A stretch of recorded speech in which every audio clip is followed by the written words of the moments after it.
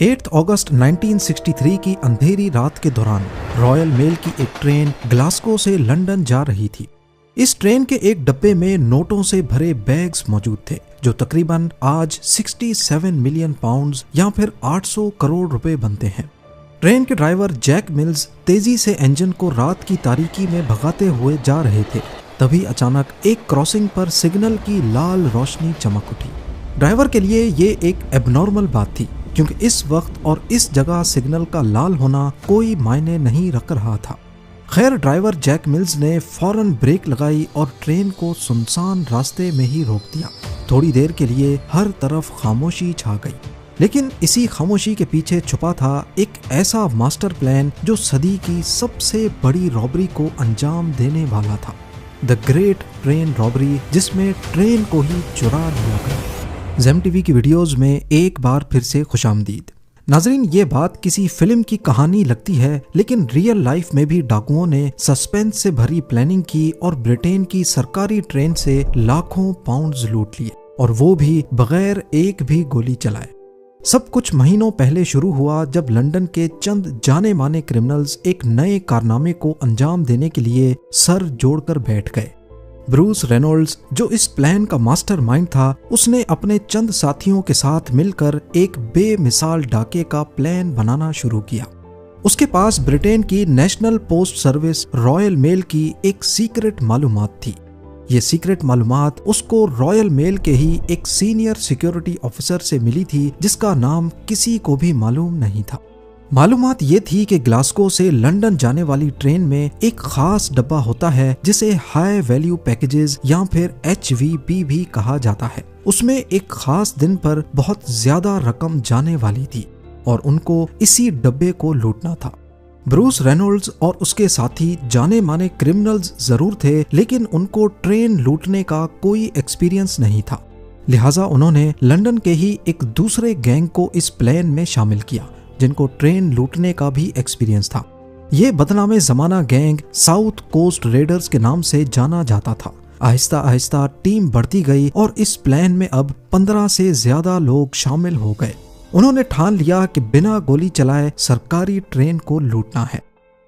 पर यह कोई मामूली डाका नहीं था कि ट्रेन को रोको और लूट लो। इसके लिए महीनों की प्लानिंग की गई। 7 अगस्त 1963 को शाम 6:50 पे ट्रेन ग्लासगो सेंट्रल स्टेशन से लंदन जाने के लिए रवाना होती है। इसको लंदन के यूस्टन रेलवे स्टेशन पर अगले दिन सुबह 4 बजे पहुंचना था। इस ट्रेन में टोटल 12 डब्बे थे और 72 पोस्ट ऑफिस का स्टाफ दौरान सफर मेल्स को सॉर्ट करने के लिए भी मौजूद था। ये ट्रेन खासकर सिर्फ पार्सल्स और पोस्ट को मुख्तलिफ शहरों में ड्रॉप करने के लिए चलाई जाती थी, इसीलिए इसको बिना रोके ही मुख्तलिफ स्टेशंस पर पार्सल्स ड्रॉप करने थे।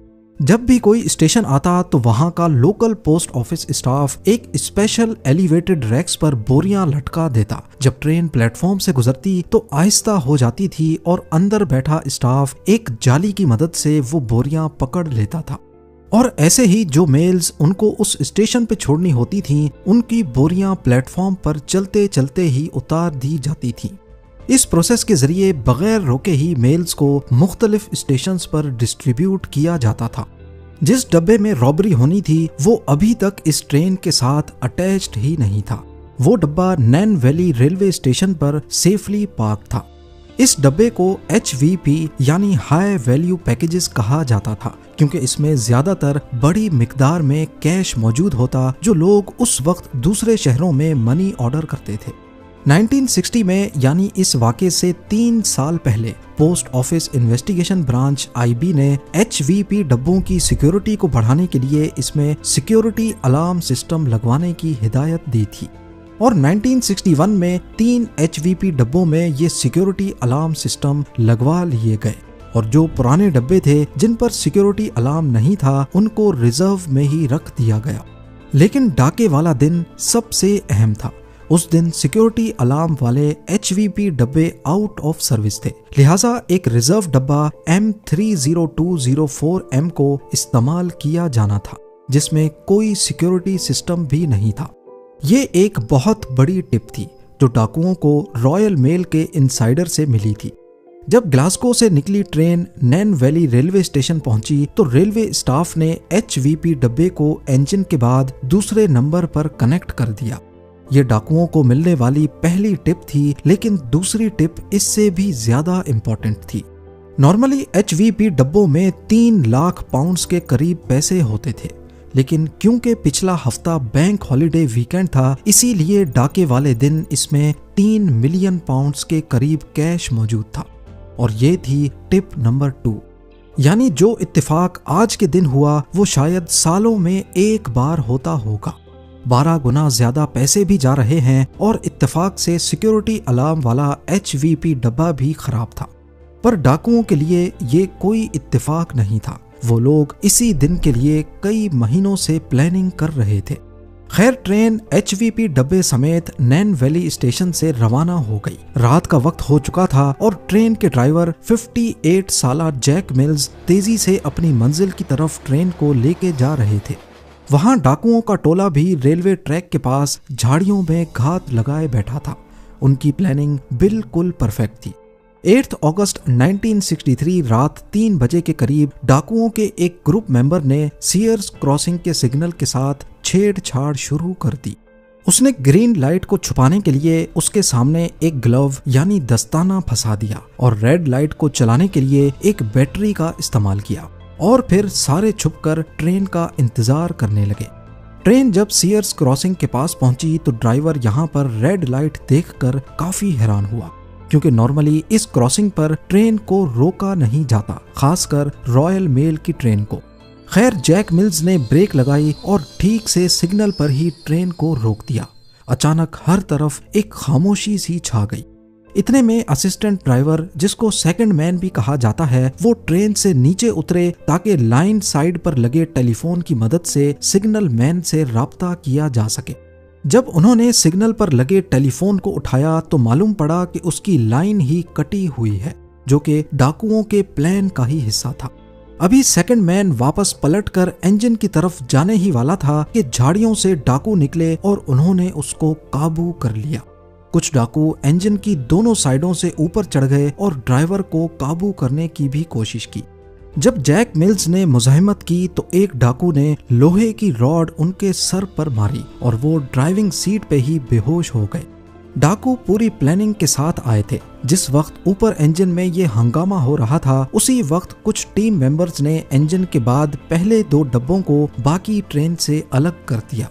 उनका प्लान ट्रेन को ही यहाँ से दूर लेके जाना था, पर आखिर कहाँ? सीयर्स क्रॉसिंग से करीब 1 किलोमीटर दूर ब्राइडगो ब्रिज था और वहीं पर डाकुओं की ट्रक मौजूद थी। वो अपने साथ एक रिटायर्ड रेलवे ड्राइवर को भी लाए थे, जिसका काम ट्रेन को ब्राइडगो ब्रिज तक लेके जाना था। यहाँ तक जो कुछ हुआ वो ठीक प्लान के मुताबिक था, पर अब डाकुओं को पहली मुसीबत का सामना करना पड़ा। वो अपने साथ जो ड्राइवर लाए थे वो इस नए इंजन के कंट्रोल्स देखकर ही घबरा गया, क्योंकि उसने कभी ये इंजन ऑपरेट ही नहीं किया था। मजबूरन डाकुओं ने जैक मिल्स को होश में लाने की कोशिश की और उसे मजबूर किया कि वो ट्रेन को 1 किलोमीटर दूर लेके चले। अब इंजन और 2 डब्बे दोबारा से चलने लगे और 1 किलोमीटर दूर ब्राइडगो ब्रिज पर जाकर उसे रुकवा दिया गया। इस दौरान ट्रेन के बाकी डब्बे जो पीछे रह गए थे, उनमें मौजूद स्टाफ को मालूम ही नहीं था कि ट्रेन क्यों रुकी है। ब्राइडगो ब्रिज पहुंचकर डाकुओं ने HVP डब्बे के दरवाजे को तोड़ा और अंदर घुसकर 5 स्टाफ मेंबर्स को ठीक ठाक चोटें पहुंचाई और उन्हें मुंह के बल रस्सियों से बांधकर लिटा दिया और अपनी कार्रवाई शुरू कर दी। HVP डब्बे में टोटल 128 बोरियां कैश से लथपथ भरी हुई थी। ये 1 पाउंड, 5 पाउंड्स और 10 शिलिंग के नोट थे। इनका टोटल वजन करीब 2.5 टन के बराबर था। ट्रेन ब्रिज पर थी और नीचे रोड पर एक ट्रक खड़ी थी। डाकुओं के प्लान के हिसाब से उनके पास सिर्फ 15 मिनट का वक्त था, लिहाजा उन्होंने ह्यूमन चेन बनाई और एक एक करके 128 में से 120 बोरियां ट्रक में लोड कर दी। बाकी 8 बोरियां टाइम कम होने की वजह से छोड़ दी गई। उनका प्लान बिल्कुल परफेक्टली काम कर चुका था, लेकिन आखिर में सिर्फ एक गलती हुई जो आगे चलकर उनको पकड़वाने में सबसे मुफीद साबित हुई। जाते जाते एक डाकू ने HVP डब्बे में बंधे हुए स्टाफ को कहा कि 30 मिनट तक यहाँ से उठने की कोशिश भी मत करना, वरना जान चली जाएगी। डाकुओं के पास एक ऑस्टिन लोड स्टार ट्रक थी जिस पर सारा कैश लोड किया गया और 2 लैंड रोवर्स भी थीं जिन पर उन्होंने गवाहों को गुमराह करने के लिए एक ही नंबर लगा रखा था, BMG 757A। वारदात के बाद वो सारे वहां से फरार हो गए। करीब 45 मिनट की ड्राइव के बाद रात के 4:30 बजे वो अपने हाइड आउट में पहुंच गए, जो वारदात की जगह से करीब 43 किलोमीटर दूर ओकली नामी गांव से करीब था। इस दौरान वो VHF रेडियो पर पुलिस की बातें भी सुन रहे थे, जिससे उनको काफी मदद मिल रही थी। ठीक उसी वक्त जब वो अपने हाइड आउट में पहुंचे, पुलिस को भी इस रॉबरी का इल्म हो गया, पर फिलहाल वो बहुत खुश थे। उन्होंने हाइड आउट पर आकर खूब मौज मस्ती की, यहाँ तक के वहाँ मोनोपोली गेम भी खेली, और वो भी असली नोटों से। पर उनकी ये खुशी सिर्फ चंद मिनटों की मेहमान थी। थोड़ी ही देर बाद उन्हें रेडियो की मदद से पता चला कि पुलिस उनको 50 किलोमीटर के रेडियस में ढूंढ रही है। 50 किलोमीटर का आइडिया पुलिस को उस स्टाफ के बयान की वजह से हुआ जिससे डाकू आधे घंटे वाली बात बोलकर वहां से फरार हुए थे। तो पुलिस को अच्छी तरह आइडिया था कि आधे घंटे में वो 50 किलोमीटर के रेडियस में ही मौजूद होंगे। ये बात सुनकर डाकू एकदम घबरा गए। अब उनका इस हाइडआउट से निकलने का प्लान जो संडे को था, वो उन्होंने फ्राइडे पर शिफ्ट कर लिया। थर्सडे वाला दिन उन्होंने सारे पैसे आपस में बांट लिए। लूटी गई रकम 2.5 मिलियन पाउंड्स के करीब थी। कुछ रिपोर्ट्स के मुताबिक हर एक के हिस्से में 1.5 लाख पाउंड्स आए, जो उस दौर में एक बहुत बड़ी रकम थी। यानी हर एक के हिस्से में आज के हिसाब से 3.9 मिलियन पाउंड्स आए थे। बाकी पैसे उन्होंने छोटे छोटे रोल्स करने वाले हेल्पर्स में बांट दिए। उन्होंने फ्राइडे से पहले हाइडआउट में हर एक चीज से अपनी फिंगरप्रिंट्स मिटाई और एक शख्स को ड्यूटी दी कि उनके जाने के बाद वो हाइडआउट को ही जला दे, ताकि पुलिस को कोई सबूत ही ना मिल सके। उसने पैसे तो ले लिए, लेकिन हाइडआउट जलाए बगैर ही फरार हो गया। इस दौरान पुलिस उन्हें पूरे बकिंगमशायर एरिया में ढूंढ रही थी। हेलीकॉप्टर्स शहर के ऊपर घूम रहे थे, जगह जगह पुलिस की गाड़ियां दौड़ रही थीं और नेशनल मीडिया पर एक बवाल सा मचा था। पुलिस ने इंफॉर्मेशन देने वाले शख्स को 10,000 पाउंड्स इनाम देने की भी अनाउंसमेंट की। इस पर हाइडआउट के पड़ोस में रहने वाला एक शख्स सामने आया और उसने पुलिस को इत्तला दी कि 8 अगस्त वाली सुबह यहाँ काफी हलचल मची थी। शक की बिना पर पुलिस ने फौरन हाइडआउट पर छापा मारा। ये एक लेदर स्लेट फार्म हाउस था जो डाकुओं ने 3 महीने पहले ही किराए पर लिया था। वहां पुलिस को बहुत सारे सबूत मिले जो इस रॉबरी से जुड़े हुए थे, जैसा कि खाली बोरियां, मेल्स और एक ट्रक भी मिला जिस पर जल्दी जल्दी में येलो रंग किया गया था। डाकू यहाँ से अपनी फिंगरप्रिंट्स मिटा कर गए थे, लेकिन उस मोनोपोली पर कुछ फिंगरप्रिंट्स मौजूद थी जिसको उन्होंने असली पैसों के साथ खेला था। ये फिंगरप्रिंट्स इस केस में एक बड़ा ब्रेक थ्रू साबित हुई, क्योंकि उन सब का पहले से कोई ना कोई क्रिमिनल रिकॉर्ड मौजूद था। तभी वो फिंगरप्रिंट्स पुलिस और स्कॉटलैंड यार्ड के रिकॉर्ड से मैच कर गईं और असल मुजरिमों का पता लग गया। कुछ ही दिनों में पुलिस ने 16 में से 14 लोगों को अरेस्ट कर लिया। सिर्फ 2 लोग ही पुलिस से बच पाए, जिसमें एक रिप्लेसमेंट ट्रेन ड्राइवर था जिसका असल नाम किसी को भी पता नहीं था, और दूसरा रॉयल मेल का वो सीनियर सिक्योरिटी ऑफिसर जिसकी मुखबरी पर ये सारा प्लान बनाया गया था। आज तक उस ऑफिसर का किसी को भी इल्म नहीं है, क्योंकि ना उसने कभी अपना असल चेहरा दिखाया और ना ही अपना नाम बताया था। कोर्ट ने इस रॉबरी को सदी की सबसे बड़ी रॉबरी करार देकर इस गैंग के तकरीबन सभी लोगों को 30 साल की कैद सुनाई। इस रॉबरी के बाद ब्राइडगो ब्रिज ट्रेन रॉबर्स ब्रिज के नाम से मशहूर हो गया और आज तक ये उसका नया इनफॉर्मल नाम है। जैक मिल्स जो 58 इयर्स के ट्रेन ड्राइवर थे, सर पर चोट की वजह से दोबारा कभी ये नौकरी नहीं कर पाए और 7 सालों के बाद ही सदमे की वजह से दुनिया छोड़कर चले गए। उम्मीद है ज़ेम टीवी की ये वीडियो भी आप लोग भरपूर लाइक और शेयर करेंगे। आप लोगों के प्यार भरे कमेंट्स का बेहद शुक्रिया। मिलते हैं अगली शानदार वीडियो में।